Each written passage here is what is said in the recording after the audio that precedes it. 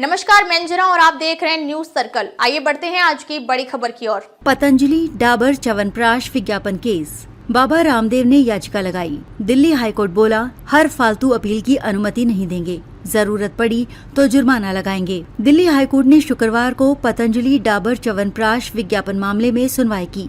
बाबा रामदेव ने इस विज्ञापन को चलाने पर रोक लगाने वाले सिंगल बेंच जज के आदेश को चुनौती दी थी। जस्टिस सी हरिशंकर और जस्टिस ओम प्रकाश शुक्ला ने कहा, आपने बाकी सभी लोगों को ये कहकर बदनाम कर दिया कि वो नहीं जानते च्यवनप्राश क्या है और कैसे बनता है। बेंच ने कहा, सिंगल जज ने एड को अपमानजनक माना। ये अंतरिम आदेश है, जरूरी नहीं हम भी इस पर विचार करें। हम हर फालतू अपील की अनुमति नहीं देंगे, जरूरत पड़ी तो जुर्माना लगाएंगे। जस्टिस हरिशंकर ने पतंजलि को फटकार लगाते हुए कहा, ऐसा नहीं है कि ये आदेश आपको नुकसान पहुंचाएगा।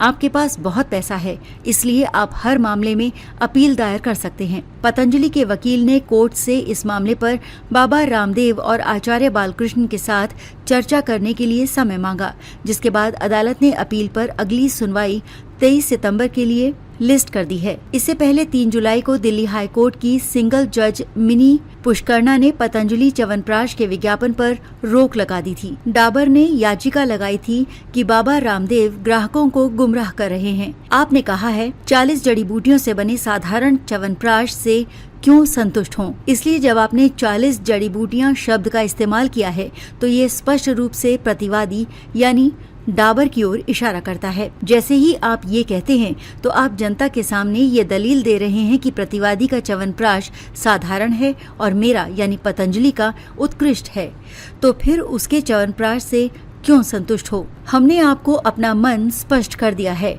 आपकी अपूर्णीय क्षति कहाँ है?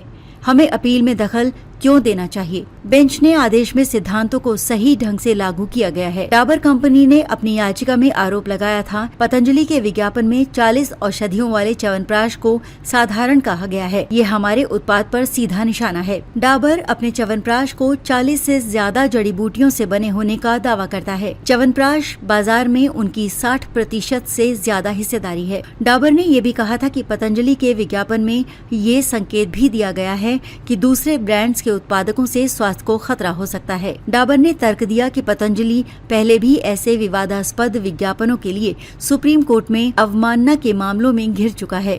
इससे साफ है कि वो बार बार ऐसा करता है। अब तक के लिए बस इतना ही, फिर मिलते हैं एक ऐसे ही बड़ी खबर के साथ। तब तक के लिए नमस्कार और देखते रहिए न्यूज सर्कल।